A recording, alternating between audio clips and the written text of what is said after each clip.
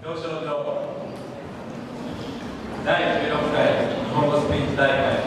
3分スピーチ部門第1位インカンターツリーナーの